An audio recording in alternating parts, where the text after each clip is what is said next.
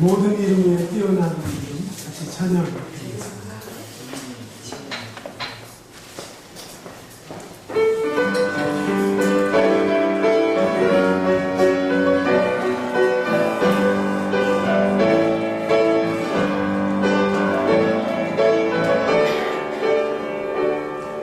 모든 이름에 뛰어난 이름 예수는 예수는 주 모든 꿇고 경배를 드리세 예수는 마귀의 주 예수는 주 예수는 주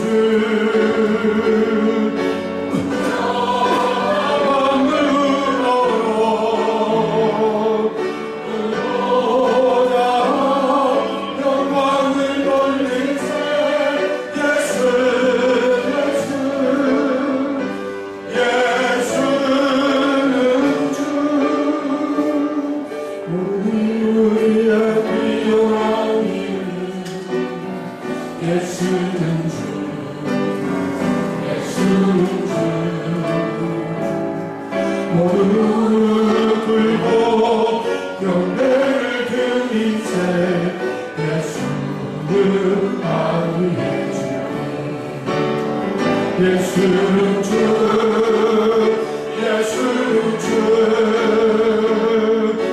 저런 마음으로 그 보좌 영광을 돌리세 예수 예수는 주 아멘. 같이 일어나셔서 88장 찬송 드리겠습니다.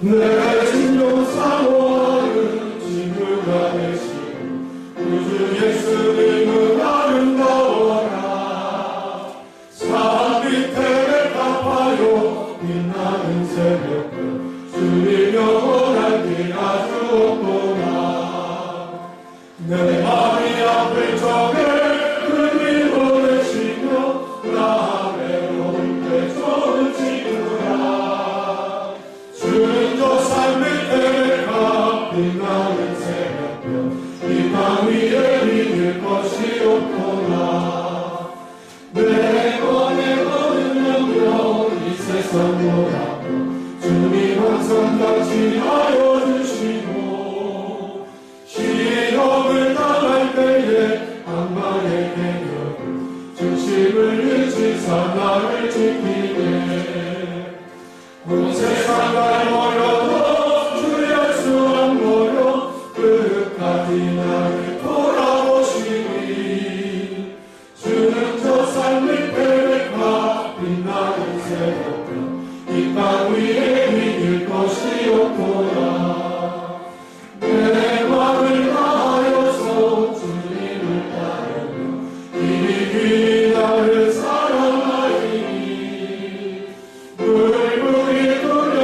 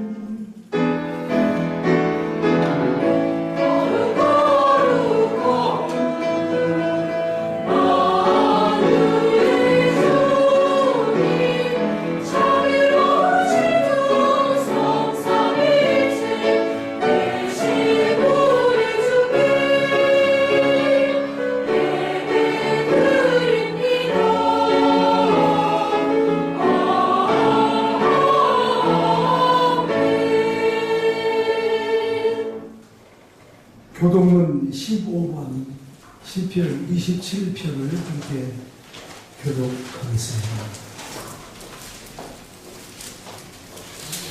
여호와는 나의 빛이요 나의 구원이시니 내가 누구를 두려워하리요.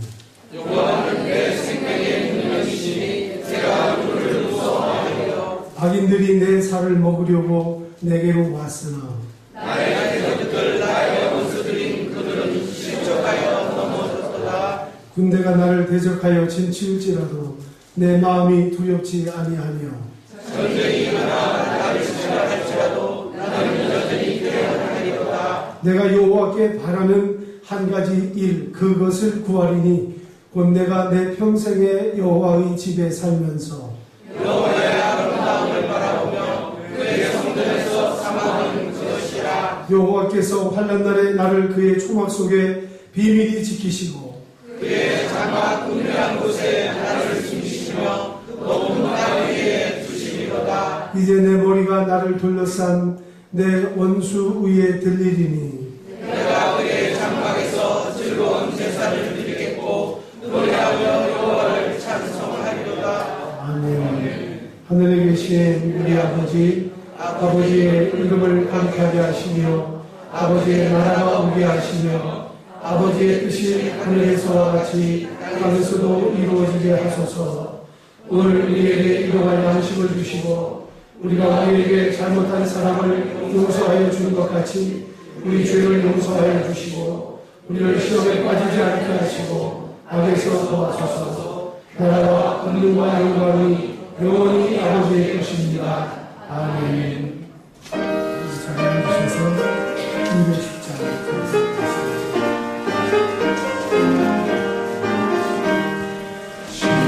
시온성과 같은 교회 그의 영광하도다.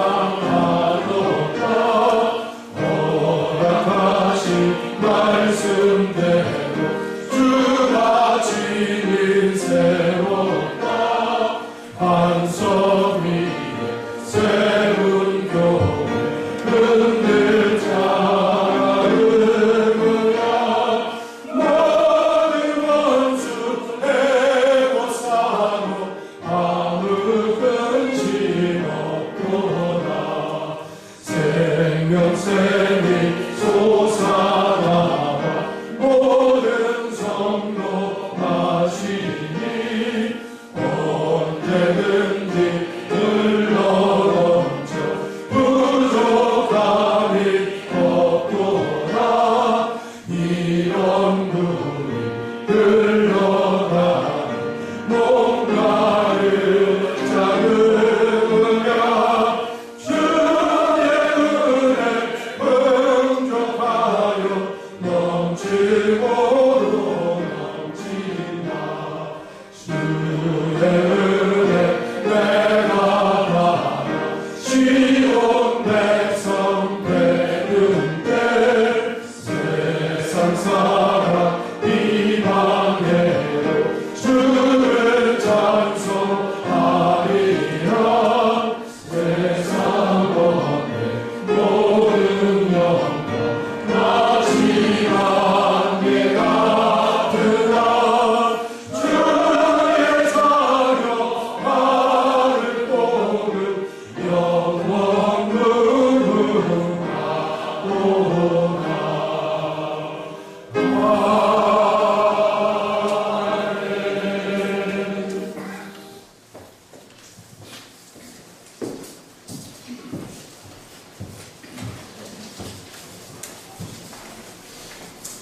존귀하신 사랑의 하나님, 이 자리에 나와 주님께 경배와 찬양을 드리오니 죄 많은 저희를 허락하사 홀로 영광받아 주옵소서. 주여, 이 시간 주님께 나와 우리의 부끄러운 모습을 고백합니다. 우린 주님께 기도로 간구하지 않았으며 주를 만나고도 믿지 않았으며 사랑 받고도 주지 못했으며 성령의 보내심을 외면했나이다. 이런 저희 죄를 용서하시옵고 우린 주님의 놀라운 긍휼을 오늘도 베풀어 주옵소서. 온갖 영화를 누린 솔로몬도 들판의 꽃 하나만큼 입지 못하였다 말씀하신 주님, 과연 세상의 유혹이 무엇일진데 그것이 만물 위에 하나님을 앞서며 저희의 판단을 흐리는지요. 생사 화복의 주권자 하나님 아버지시여, 저희가 주님을 섬기며 하늘의 의를 구하게 하시고 세상의 의와 세상 것을 섬기지 않게 하소서. 그리하여 멸망의 큰 문이 아닌 생명의 좁은 문으로 들어가게 하옵소서. 살아서 역사하시는 능력의 하나님, 현재 우리 국가에는 많은 어려움과 아픔이 있습니다.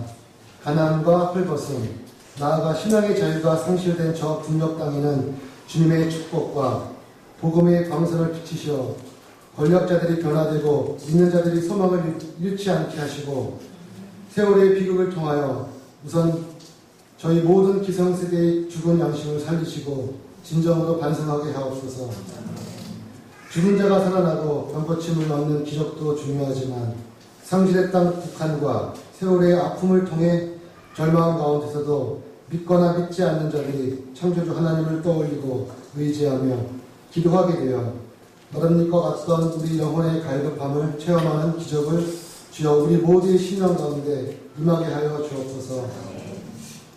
주님, 서울 모자이크 교회 6주년 기념 예배를 위하여 특별히 이만열 교수님을 보내주심을 감사드립니다. 교수님께서 능력과 권능의 하나님 말씀을 전하실 때 우리의 자아가 부서지고 교만이 소멸되어 우리의 삶이 주님과 동행하며 십자가 복음을 의지하게 하옵소서. 또한 박정돈 목사님을 더욱 귀한 주의 종으로 택하시어 주께서 원하시고 요구하시는 모든 사역을 능히 감당할 수 있는 영육의 강건함과 말씀의 능력을 더하여 주옵소서.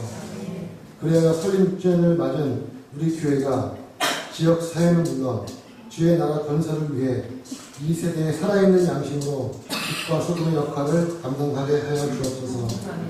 주님, 예배의 시작입니다. 마치는 시간까지 함께 하여 주옵시고 주님의 선량하심과 아름다움을 더욱 발견하는 시간 되게 하옵소서. 모든 말씀 구주 예수님의 이름으로 기도드립니다. 아멘.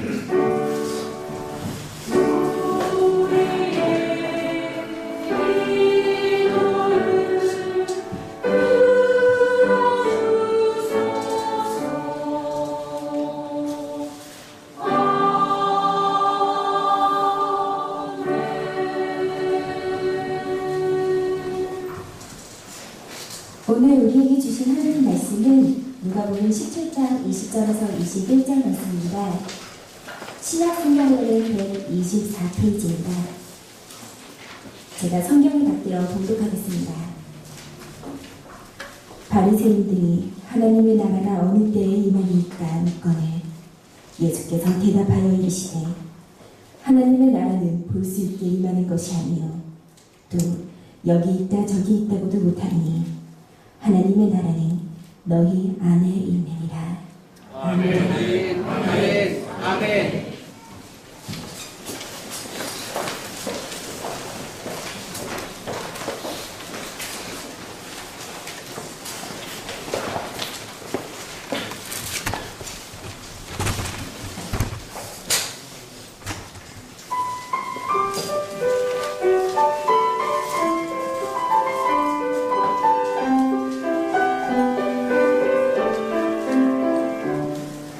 그의 빛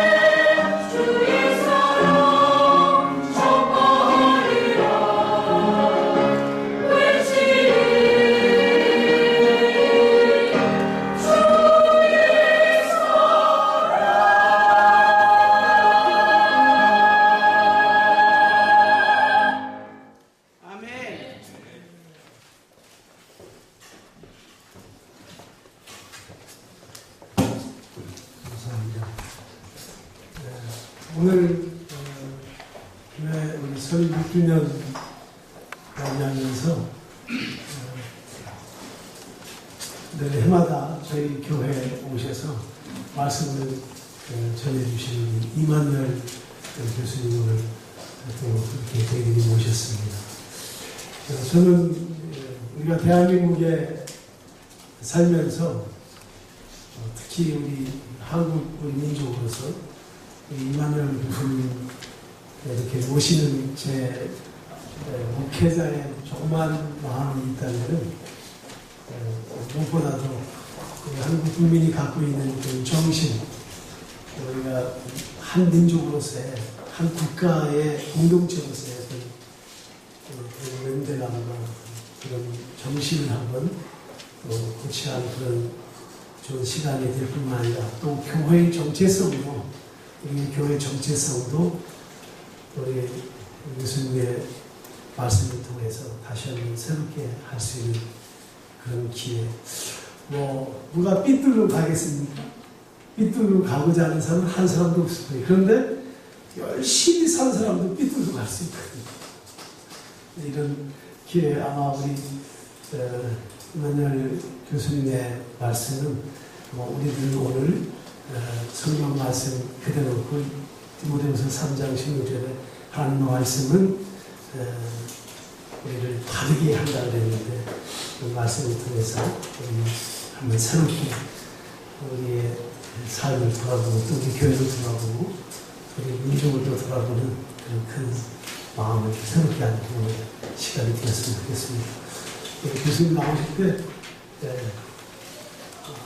또 박수를 많이 하면 좋겠습니다. 나오시겠습니다.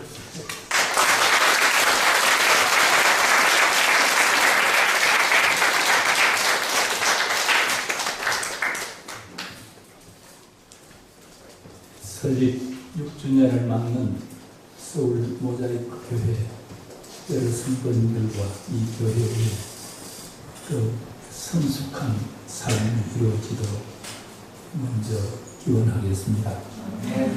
제가 강연을 할 적에는 가끔 원고를 보지 않고 그렇게 하지만 이 설교를 할 때는 겁이 나서 엉뚱한 말을 할까 싶어서 꼭 이 원고를 작성해 옵니다. 혹시 설교라는 것이 눈과 눈을 맞춰가면서 대화하는 식으로 해야 되는데 제가 원고에 너무 의존하더라도 좀 양해를 구하겠습니다. 제목은 우리 가운데 있는 하나님의 나라라는 그런 제목이 되겠습니다. 기독교 신앙은 인간이 나의 하루하루의 삶이 하나님과 연결되어 있다는 자각에서 더욱 큰 가치를 갖습니다. 그런 만큼 하루하루의 삶이 하나님과의 관계를 떠나서는 의미가 없습니다. 우리는 인생의 삶이 우연이 아니라 하나님의 거대한 계획 속에서 나의 삶이 이루어지고 있음을 믿고 있습니다.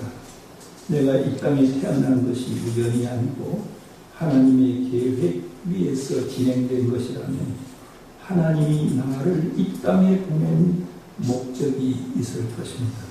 그것은 바로 이 땅에서 하나님의 뜻을 따라 인간으로서의 자아를 실천하는 것이요, 더 구체적으로는 하나님 나라의 백성으로서의 자신의 삶을 완수하는 것입니다. 이것은 또한 하나님의 형상으로서 지음을 받은 인간이 자신에게 주어진 인생으로서의 목적을 수행하는 것이기도 합니다. 여기서 비로소 인간의 제일되는 목적은 하나님을 영화롭게 하고 영원히 그를 즐거워하는 것이라는 웨스트민스터 신앙고백서와 대소요리문답 제1문을 터득하게 되는 것입니다. 제가 저희 손자들을 토요일마다 마침 집에 오기 때문에 꼭 같이 예배를 할아버지하고만 드리는 손자들 5하고 맨 마지막에 외우는 게 이겁니다. 사람의 제일 되는 목적은 하나님을 영화롭게 하는 것과 영원토록 그를 즐거워하는 것입니다. 아이들 보고 딱 하고 예배 마치고 이제 볼일 보고 그렇게 돌아가곤 합니다. 여기 웨스트민스터 신앙 고백서 대소요 의문답 제1문이 굉장히 중요한 것입니다. 인간의 목적을 분명히 할 때 그는 이제부터 의미 없는 인생을 살지 않게 됩니다. 그는 하루하루의 삶이 의미와 가치가 있게 되고 순간순간의 시간이 매우 귀중하게 다뤄질 수 있습니다. 내가 일하는 것, 내가 보고 듣고 생각하며 고민하는 모든 것이 참으로 놀라운 가치를 발견하게 되고 나에게 다가오게 됩니다. 오늘의 삶뿐만 아니라 내일의 삶도 우리의 직업 생활과 노동, 사회 생활까지도 신앙적인 의미를 가지고 다가오게 될 것입니다.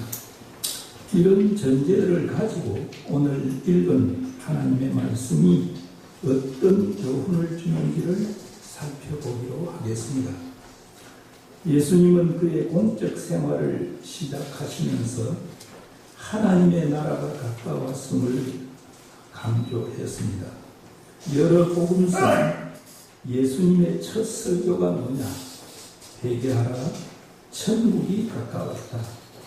때가 찼고 하나님 나라가 가까웠으니 회개하고 복음 믿으라 고 하신 것으로 전하고 있습니다. 그의 첫 설교는 바로 천국, 이건 다른 데서는 또 하나님의 나라, 이렇게 하나님의 나라와 하늘나라, 천국 다 같은 의미로 썼습니다. 하나님의 나라를 선포하는 것이었습니다.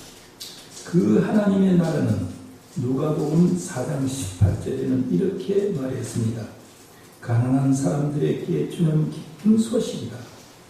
포로된 자에게 자유를 주고 눈먼 자에게 다시 보게 하고 억눌린 자에게 주의 은혜의 해를 선포하는 것이다 라고 했습니다.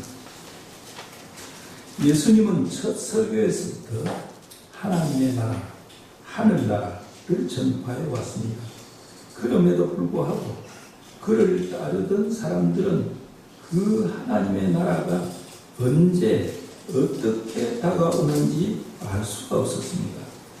오늘 읽은 말씀은 바로 그런 상황에서 당시 예수님에 대해서 가장 비판적이었던 바리새인들이 하나님의 나라 문제를 제기하고 있습니다. 도대체 당신이 지금까지 그렇게 외쳐왔던 그 하나님의 나라가 언제쯤이면 이루어지는 것이요? 아마 이렇게 그들은 질문했던 것 같습니다. 이 질문의 배후에는 당신이 지금까지 외쳐왔던 그 하나님의 나라라는 것은 실제로 존재하는 것이요. 그리고 당신 지금 거짓말하고 있는 건 아니요. 아마도 이런 의심까지 내비치면서 질문을 한 것 같습니다. 이 질문에 대한 예수님의 대답은 세 부분으로 나타났습니다. 첫째는 하나님의 나라는 볼 수 있게 임하는 것이 아니다 라고 했습니다. 어떤 분은 하나님의 나라가 영적이고 신령한 세계이기 때문에 우리 육신의 눈으로 볼 수 없다는 뜻으로 이 말씀을 해석했습니다. 또 어떤 분은 하나님의 나라가 점진적으로 이루어지기 때문에 당시 로마 지배하의 유대인들이 기대했듯이 혁명적인 모습으로 보이지 않는다고 그렇게 해석하고도 있습니다. 하여튼 하나님의 나라는 어떤 정권이 들어서듯이 또 혁명군이 들어서듯이 갑작스럽게 이루어지는 것이 아니라는 것을 여기에 얘기하고 있습니다. 예수님은 하나님의 나라 비유를 말하면서 겨자씨와 누룩 비유를 말했습니다. 다시 말하면 겨자씨가 아주 적은 씨앗이지만 점점 자라서 새들도 깃들게 된다라는 식으로 비유를 했고, 누룩도 조그만 덩어리가 사금 퍼져서 그것을 누룩으로 만든다 하는 그 점진적이고 아주 천천히 이루어진다는 걸 또 얘기를 했습니다. 이 겨자씨와 누룩 비유를 말했는데, 이것은 하나님의 나라가 점진적으로 이루어진다는 것을 암시하고 있습니다. 두 번째 대답입니다. 하나님의 나라는 여기 있다 저기 있다고 할 수 없다는 예수님의 대답입니다. 미혹하는 자들은 자신들의 이해관계와 일치시켜가지고 하나님의 나라와 하나님의 구원을 역설해 왔음을 우리는 종종 봅니다. 아주 오래됐습니다만 20년 전에 1992년 10월 말에 예수님이 공중재림한다고 거짓 예언을 퍼뜨린 사람들이 있었습니다. 마침 그해 저는 미국 프린스턴에서 연구 교수로 가 있었기 때문에 한국에서 들려오는 소식이 아주 그냥 참 여러 가지로 어지러웠던 것을 지금도 기억하고 있습니다. 그래서 많은 미혹하는 사람들 가운데서는 우리 교회에 와야만 구원받는다고 외치는 자들이 있습니다. 오늘날도 사입이 이단일수록 자신들만이 하나님의 구원을 약속한다고 강조합니다. 그러나 예수님은 이런 문제들에 대해서 하나님의 나라는 볼 수 있게 임하는 것이 아니다. 때문에 여기 있다 저기 있다고 유혹하거나 아전인수격으로 말할 수 없다고 말했습니다. 예수님의 대답의 세 번째입니다. 거기에 그의 대답의 핵심이 나옵니다. 하나님의 나라는 너희 안에 있다는 것입니다. 이것은 너희 안에 와서 이미 성취되었다는 그런 뜻이기도 합니다. 여기서 먼저 너희 안에 있다는 뜻을 정확하게 이해할 필요가 있습니다. 한국 교회의 경우 너희 안이라는 말을 우리의 마음속, 내 마음속으로 이해하는 분들이 많습니다. 그렇게 함으로써 하나님의 나라는 내 마음속에서 이루어진다고 이렇게 보았습니다. 찬송가를 보시면 438장 거기에 보면은 이 찬송과 관련된 참고 성경 기절을 오늘 읽은 누가복음 17장 21절이라고 하고, 이 찬송의 제목 밑에 하나님의 나라는 너희 안에 있느니라고 써붙여 놓았습니다. 그 찬송가 2절에 보면은 주의 얼굴 뵙기 전에 멀리 뵈던 하늘나라 내 마음속에 이루어지니 날로 가깝도다 라고 이렇게 읊었습니다. 잘 아시죠? 같이 한번 부를까요? 주의 얼굴 뵙기 전에 멀리 뵈던 하늘나라 내 마음속에 이루어지니 날로 가깝도다. 할렐루야 찬양하세. 내 모든 죄 사함받고 주 예수와 동행하니 그 어디나 하늘 가라. 그러니까 이 가사에 의하면 하나님의 나라가 내 마음속에 이루어지고 있다는 것을 이해했던 한 성도의 그 고백으로 이 가사가 성립이 되었습니다. 원문에는 그렇게 해석되어질 수도 있다고 하기 때문에 그 해석이 완전히 틀렸다고는 할 수가 없습니다. 그러나 문맥상으로 보면 21절에 보이는 너희 아니라는 말은 너희들 가운데, 우리 영어 성경을 보면 NIV라고 뉴 인터내셔널 버전이라고 해서 세계 사람들이 가장 잘 보는 겁니다. 거기는 뭐라고 하면 within you, 너희들 가운데, 마음속이 아니라 너희들 가운데.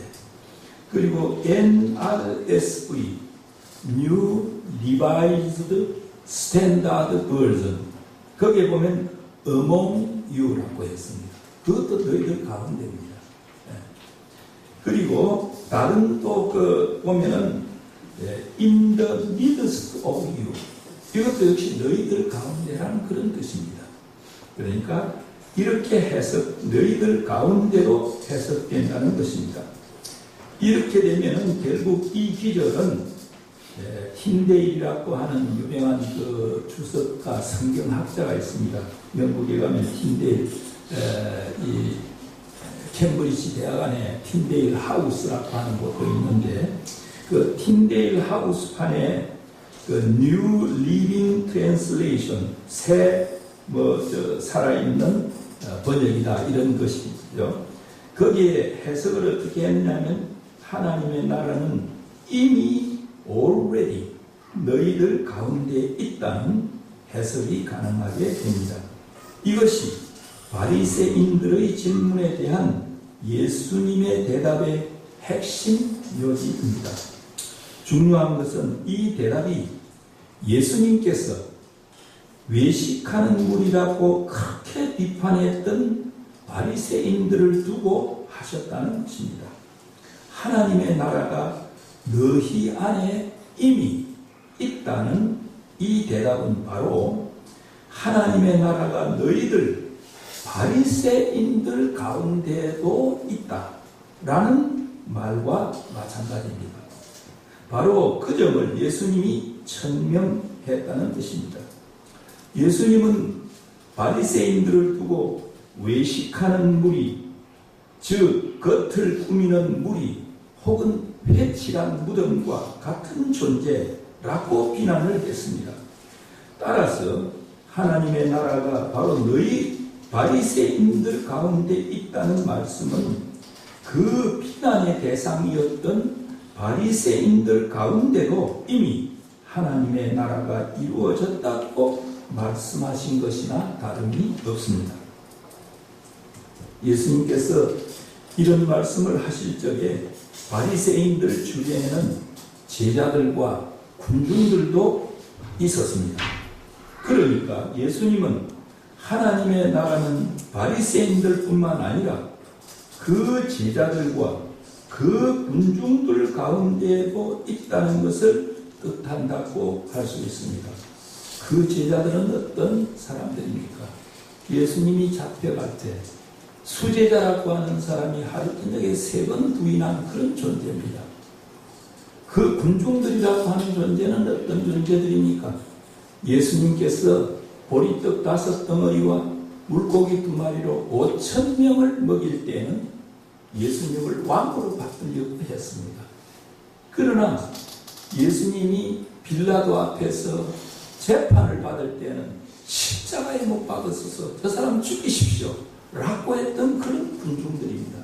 그런 군중들을 행했어도 예수님은 하나님의 나라는 너희들 가운데이다 라고 말씀했던 것입니다. 이 해석이 대단히 중요합니다.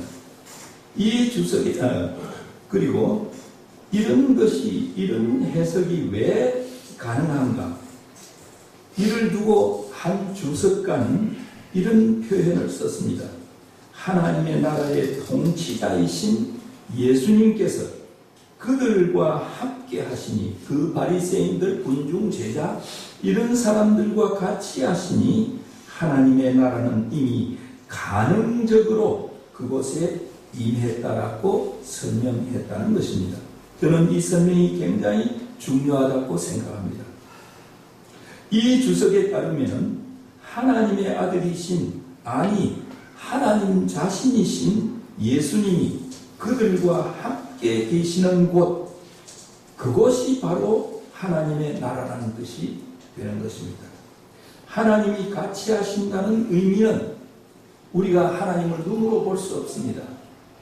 하나님이 우리와 같이 하신다는 것은 하나님의 말씀이, 하나님의 뜻이 이루어지는 그곳을 얘기하는 것입니다. 곧 하나님의 뜻과 하나님의 말씀, 하나님의 통치가 실현되는 것으로 해석할 수 있습니다. 결국 하나님의 나라가 너희 안에 있다는 예수님의 말씀은 하나님 나라의 통치자이신 예수님이 같이 하시는 곳, 하나님의 통치가 이루어지는 곳, 하나님의 뜻이 이루어지는 곳, 그것이 바로 하나님의 나라임을 말해준다고 할 수 있습니다. 결국 하나님의 나라는 우리 눈으로 보이지는 않지만 그 나라의 통치자이신 예수 그리스도가 통치하는 곳임을 알게 되는 것입니다. 예수 그리스도가 왕으로 통치하시는 곳은 어느 곳이든 하나님의 나라입니다. 우리의 가정이 하나님의 통치를 받습니까? 하나님의 나라입니다. 내 학문이 하나님의 통치를 받고 있습니까? 하나님의 나라 시대입니다. 여러분들의 직장 생활이 하나님의 통치를 받고 있습니까? 그것이 하나님의 나라입니다. 이런 뜻이라는 것입니다. 예수 그리스도는 에베소 4장 6절에 보면 만유의 왕이시요 만대의 왕이시라고 했습니다. 오늘 읽은 성경에 보이는 하나님의 나라는 예수님이 같이 하시는 곳이요 예수님의 뜻이 실천되는 곳이요 하나님의 통치가 실현되는 곳임을 알게 되었습니다.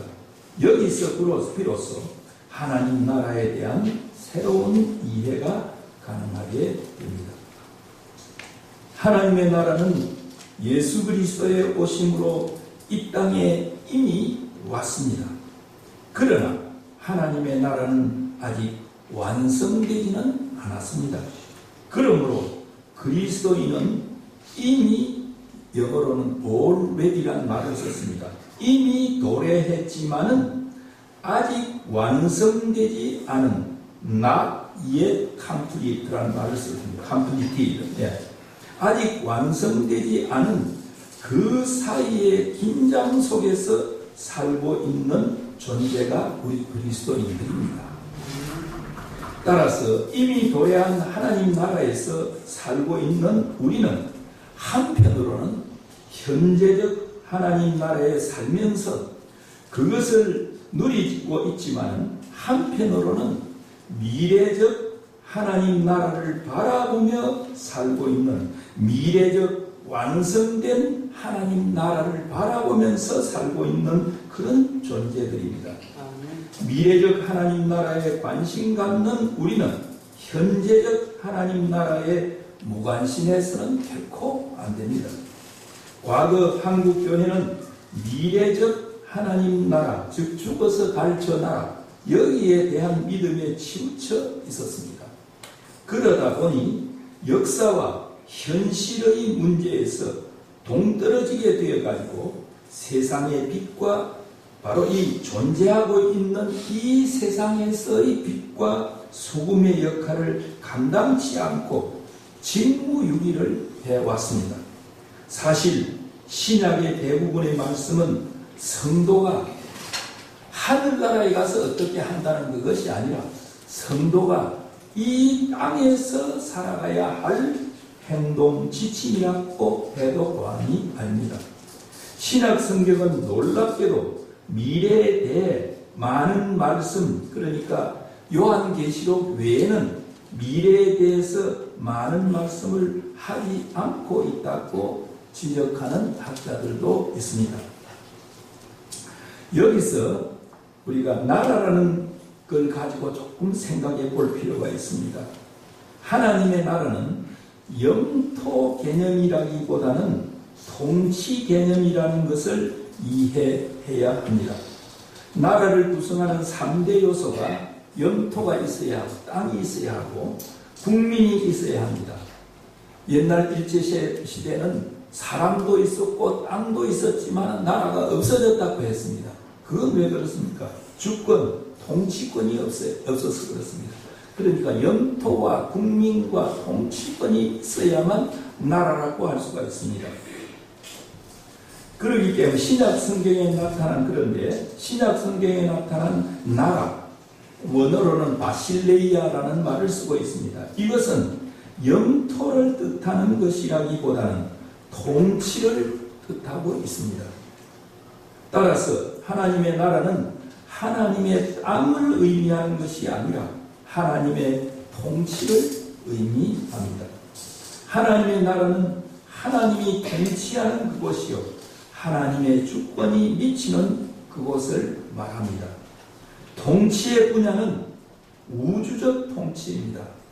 하나님의 통치는 믿음이라고 하는 그런 좁은 분야에 교회 안에서만 통용되는 그런 통치가 아닙니다. 하나님의 통치는 우주적 통치입니다. 기독교인들은 천지와 만물을 창조하셨고 다스리시는 그 하나님을 고백하고 믿습니다. 하나님은 또 우리가 죽어서 갈 저 나라뿐만 아니라 살아있는 이 나라도 통치합니다. 하나님의 통치 아래 있는 한 모든 것이 하나님의 나라일 수 있습니다. 오늘 성경에서 하나님의 나라는 너희 안에 있다는 이 말은 거듭 말씀드리지만 하나님의 나라의 현재성을 강조하고 있습니다. 이 말씀은 하나님의 나라가 과거에 있었던 어떤 나라이었거나 혹은 미래에 도래할 어떤 나라라고만 의미하지 않습니다. 현재 이곳에 있다는 것을 강조하고 있습니다. 이것은 하나님 나라의 현재성, 곧 현종성을 천명하고 부각해 주는 것입니다. 과거 우리는 하나님의 나라를 죽어서 갈 저 나라로만 이해했습니다. 한국교회의 경우 1919년 3.1운동이 우리가 뜻하는 대로 이루어지지 않았습니다. 그래서 독립국가가 되지 못했습니다. 뜻대로 되지 않았습니다. 그 3.1운동에서 우리 그리스도인들이 주도적 역할을 했습니다. 그럼에도 불구하고 그것이 이루어지지 않았을 때 좌절 또한 컸던 것이 사실입니다. 이런 신앙적 허탈감이 1920년대부터 타계주의, 다시 말하면 저 세상을 바라보는 하늘나라를 죽어서 갈 저 나라를 바라보는 그런 신앙으로 그렇게 변질되어 갔습니다. 당시 길선주 목사 등의 부흥운동가들이 요한계시록에 입각해서 요한계시록에 새하늘과 새 땅이라는 것이 나옵니다. 여기에 입각해서 죽어서 갈 저 나라, 즉 천당을 강조함으로 현세의 허탈감을 극복하도록 기독교 신앙을 유도했습니다. 1920년대, 30년대까지 보면은 우리 한국 교회사에서 예수 천당 신앙이 그렇게 강조가 되었습니다. 유명한 목사님으로서는 최봉석 목사님이라고 하는 분이 있었습니다. 이분은 최권능이라고도 했습니다. 이분은 전도 말이 다른 거 없어요. 예수 천당, 오늘날 저 서울역 같은 데 보면 예수 천당 불신지옥 하듯이 바로 그때 나온 겁니다. 예수 천당 이 말밖에는 없었어요. 그러나 그의 별호가 의미하듯이 권능, 그 선교사들은 그걸 권능이라고 읽었습니다. 권능. 사실은 우리 저 모음법칙에 의해서도 권능으로 읽어야 돼요. 그래서 KWULLUNG 그렇게 그냥 자기들 그 영어에다 권능, 최권능 이렇게 썼습니다. 100개 이상의 교회를 세웠습니다. 5개나 되는 학교를 세운 분이 바로 예수 천당만 강조했던 그 최봉석 목사, 최권능 목사가 한 겁니다. 하나님 그를 통해서 그렇게 역사했습니다. 그리고 그는 1944년, 45년 일제 치하의 그 신사참배의 악랄함 거기에 잡혀서 결국 옥중에서 순교했습니다. 교회사적으로 흔히 이 예수천당 신앙을 많이 비난하는 분들이 있습니다. 20년대 30년대 우리 민족이 독립투쟁을 해야 될 그때 저 세상만 바라보도록 하는 그런 기독교 이 타계주의 신앙은 민족 현실을 무시한 것이었다 라는 비난도 합니다. 그러나 그 비난받아야 될 부분이 있습니다. 그러나 저는 그 타계주의 신앙 이것이 하나님의 섭리 가운데 이루어졌다면 무슨 의미가 있겠느냐, 그걸 곰곰이 생각하면서 요즘은 제가 이런 점도 강조를 합니다. 1930년대 말에서 40년대 신사참배를 강조하면서 주기철 목사나 손양원 목사는 다 집어넣었습니다. 그때 이걸 이길 수 있는 신앙이 어떤 신앙이냐? 어떤 신앙이겠습니까? 저는 그들이 아무리 신앙이 있더라도 현세에 만족하는 그런 신앙이라면 승리할 수 없었다고 생각합니다. 내가 여기서 죽더라도 하나님께서 나를 알아주시는 저 나라가 있다. 이 소망스러운 신앙, 미래 신앙이 신사참배를 극복하고 투쟁을 할 수 있는 그런 힘을 주었을 것이다. 그런 의미에서 이 1920년대, 30년대의 타계주의 신앙은 우리 역사에서 비난만 받아야 될 것이 아니라 오히려 일제의 신사참배를 극복할 수 있는 용기와 희망을 준 그런 신앙이었다 라고 저는 역사를 공부하는 사람으로서 해석을 하고 있습니다. 하여튼 길선주 등의 부흥운동가들이 요한계시록에 입각해서 죽어서 갈 저 나라 즉 천당을 강조함으로 현세의 허탈감을 극복하도록 기독교 신앙을 당시에 유도했습니다. 그 때문에 하나님의 나라를 죽어서 갈 저 천당으로만 이해해 왔습니다. 1930, 40년대 일제의 기독교 박해, 그 후에 남북 분단과 동족 상전은 한국 기독교인들의 신앙을 염세주의적이고 몰역사적인 것으로 만들어버렸고, 신앙을 현재 생활에 실천하는 것보다는 관념적이고 추상적인 것으로, 그리고 미래에 죽어서 갈 그 천당만 바라보도록 만들어버렸습니다. 이게 60년대까지 쭉 이루어졌습니다. 그러나 오늘 하나님의 말씀은 하나님 나라가 예수님과 같이 있는 하나님의 통치를 받는 바로 그 현재임을 강조하고 있습니다. 이것은 장차 우리가 돌아갈 하나님의 나라임과 동시에 현재 우리가 발딛고 있는 이 땅도 하나님의 뜻이 이루어지고 하나님의 통치가 실현된다면 바로 하나님의 나라라는 것을 강조합니다. 그래서 하나님의 나라는 이 땅에서 이미 already 시작되었고, 그러나 그것은 아직은 완성된 것이 아니다. Not yet completed 라고 얘기하는 것입니다. 하나님의 나라가 하나님의 뜻이 이루어진 곳이라는 신앙 고백은 이미 1930년에 출발한 기독교 조선 감리회, 지금 감리교회입니다. 감리회가 제정한 교리와 장정에도 나오고 있습니다. 다시 말하면 우리는 하나님의 뜻이 이루어진 나라가 하나님의 나라이며, 그 교리와 장정 가운데 8개의 교리와 장정 가운데 제 6개 항목으로서 나타나고 있습니다. 그러나 당시는 한국 그리스도인들은 이런 신앙을 바로 이해하지 못했고 선언에 불과했습니다. 미국 감리교회의 교리와 장정을 그대로 옮겨 나왔다, 이런 말도 하고 있습니다. 하나님의 나라가 죽어서 갈 저 미래의 천당이라고만 믿었던 신앙 사조가 한국의 보수 복음주의 진영에서도 변화되기 시작한 것은 1970년대 이후입니다. 1973년 미국의 유명한 복음주의 신학자들인 사이더라든지 요어드 같은 이런 참 학자들이 시카고에 모여서 기독교인들의 사회 참여의 당위성을 역설을 한 것이 있습니다. 이것을 우리가 73년에 시카고 선언이라고 이렇게 얘기를 합니다. 이게 상당한 파급을 발휘하게 되었습니다. 그 후 그 이듬해 스위스 로잔에서 발표된 세계 복음주의자들의 신앙의 새 헌장과도 같은 로잔 언약이라고 하는 것이 있습니다. 74년 로잔 언약, 우리 세계 보수 신학계를 이렇게 변화시키는 중요한 계기가 되었습니다.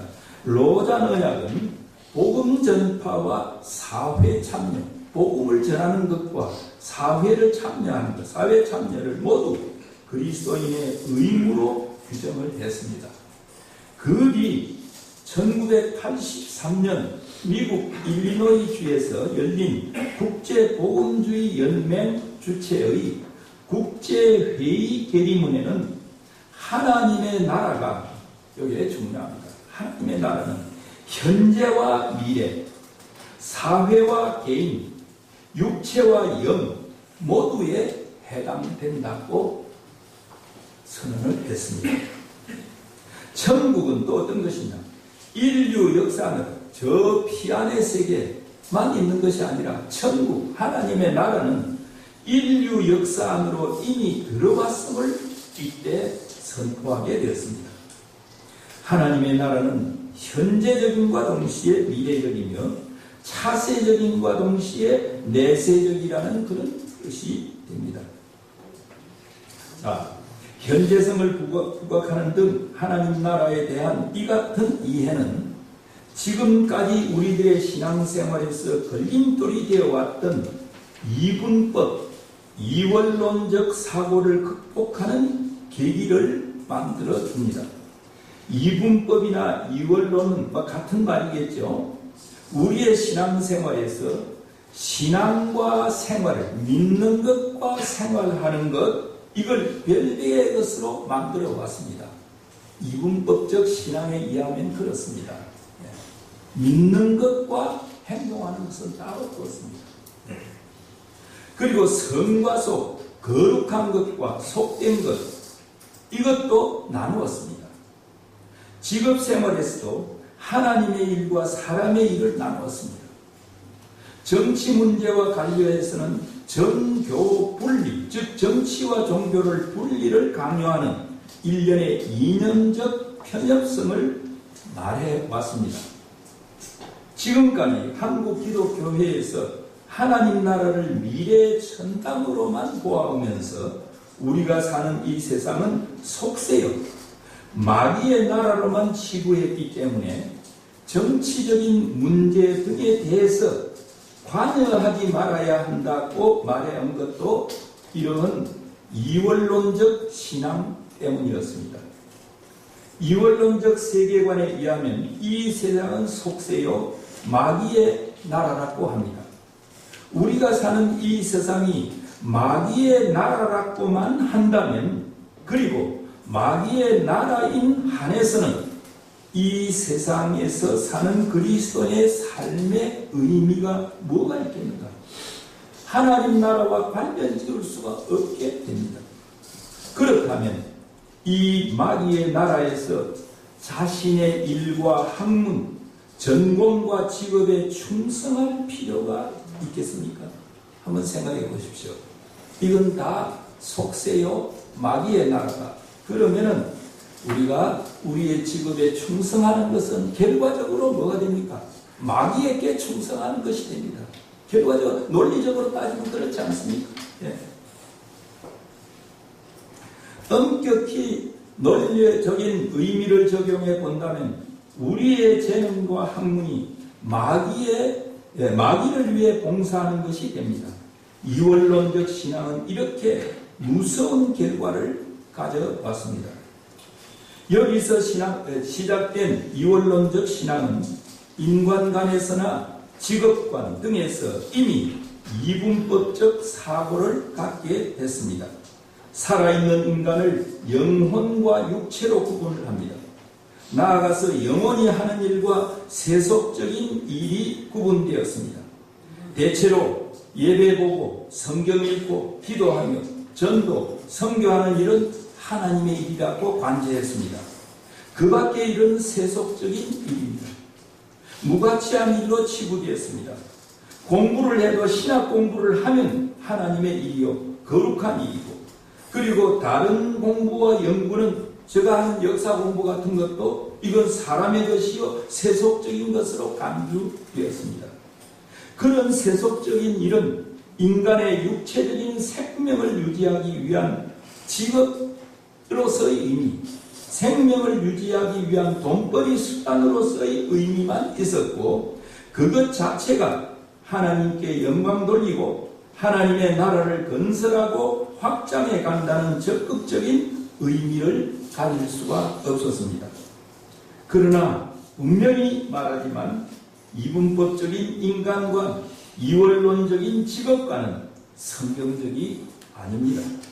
하나님의 나라가 현재의 이 세상과 미래가 구분되지 않듯이 학문과 전공, 노동이나 직업도 그것 자체로서는 하나님의 것과 세속적인 것이 구분되지 않습니다. 중요한 것은 모든 직업이나 모든 일을 하나님의 방법에 따라서 하느냐 하는 것이 중요한 것이지, 그 직업 자체가 하나님의 것이고 세상의 것이다 하는 것은 있을 수 없다는 것입니다. 이 점은 종교개혁자들이 소명과 직업을 일치시켜준 데에서 이미 보여왔습니다. 그들은 영어로 말하면 calling, 이 부른다는 말이죠. 소명이란 말입니다. calling이란 말, 독일어에서는 베루펜 하면 부른다 이 말입니다. 베루프 하면 명사형이 됩니다.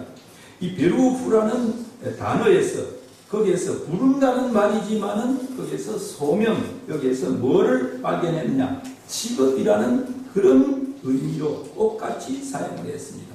calling, 베루프, 원래 뜻은 부름, 소명입니다. 근데 그걸 영국이나 독일에서는 이걸 소명과 함께 그걸 직업으로 이렇게 번역을 같이 했습니다.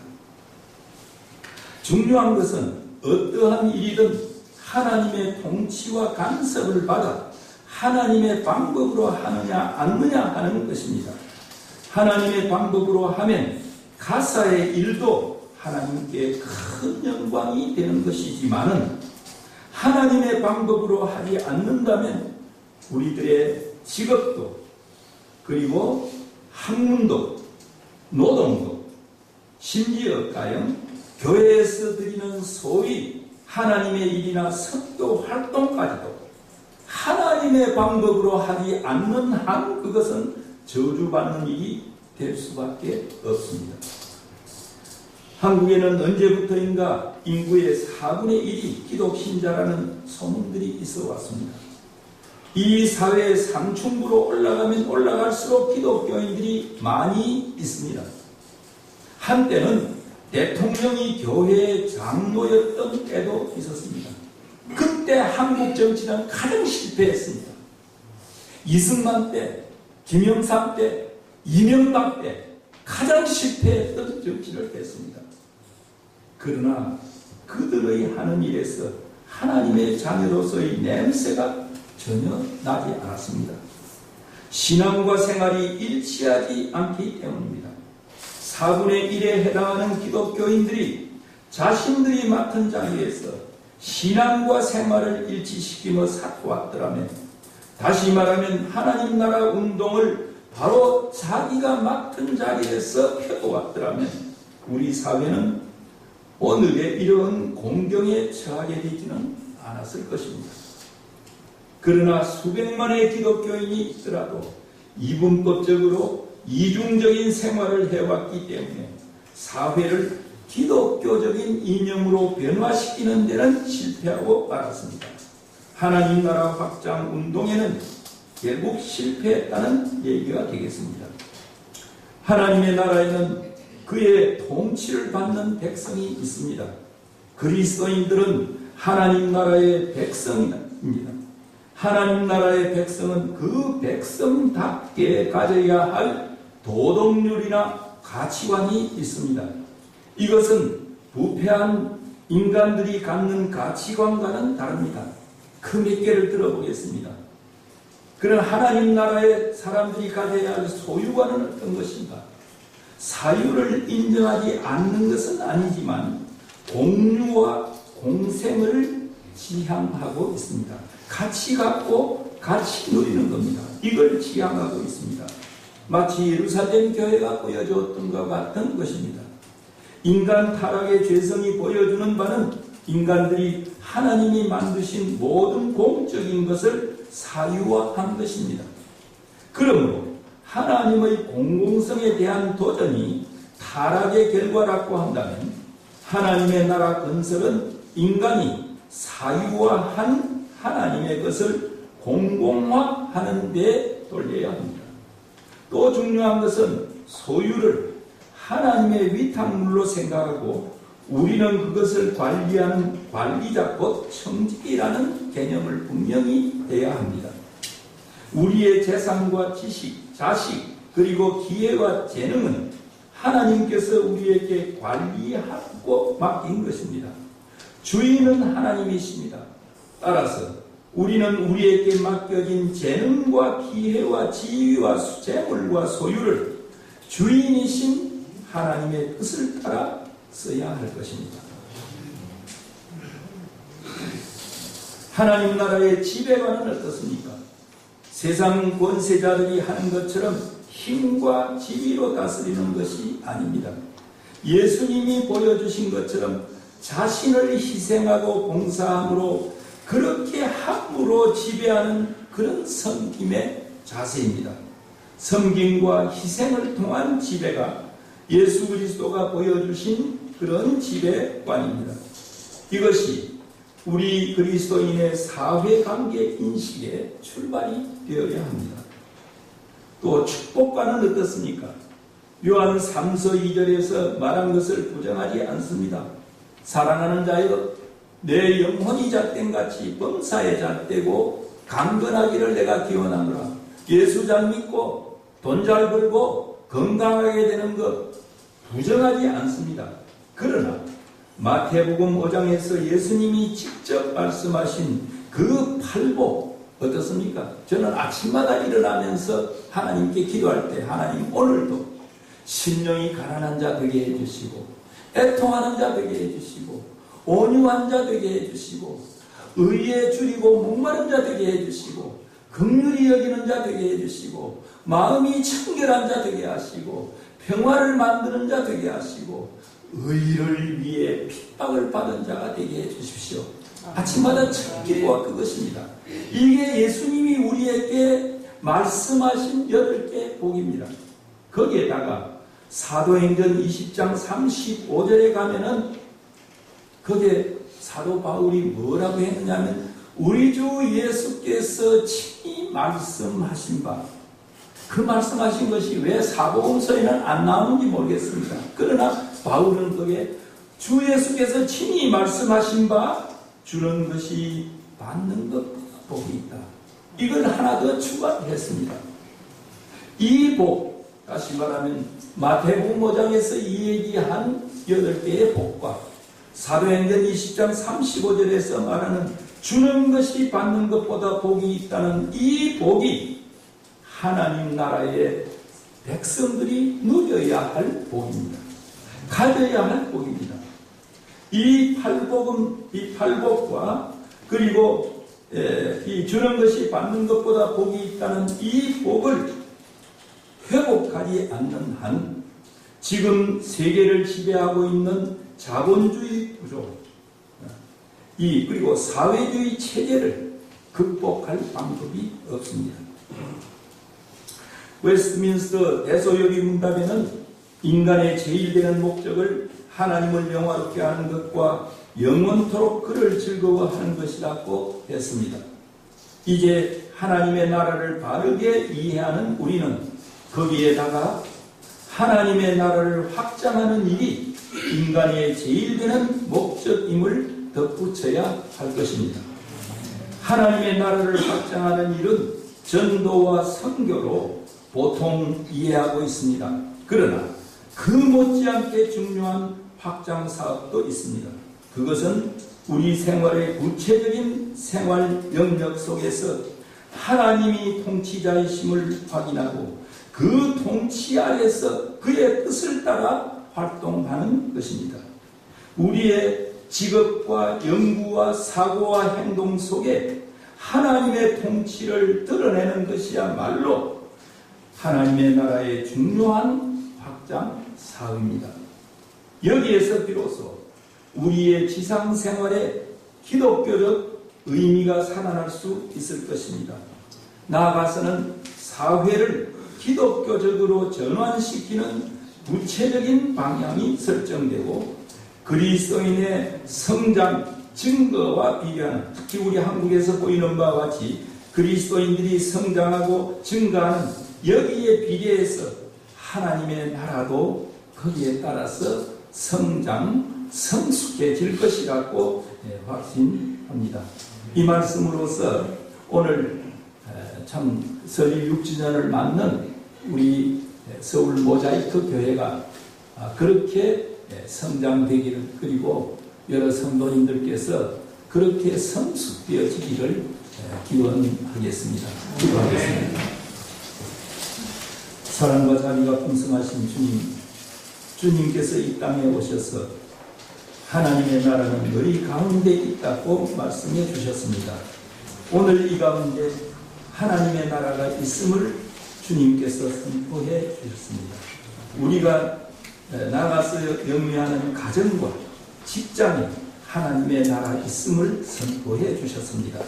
사랑하는 주님, 우리 서울 모자이크 교회가 하나님의 나라로서 성장, 성숙할 수 있게 해 주시옵소서. 또 이 교회 교인들이 가서 일하는 곳곳마다 하나님의 나라가 성장, 성숙해지는 놀라운 역사가 있게 축복해 주옵소서. 예수님의 이름 받들어 기도하옵나이다. 아멘.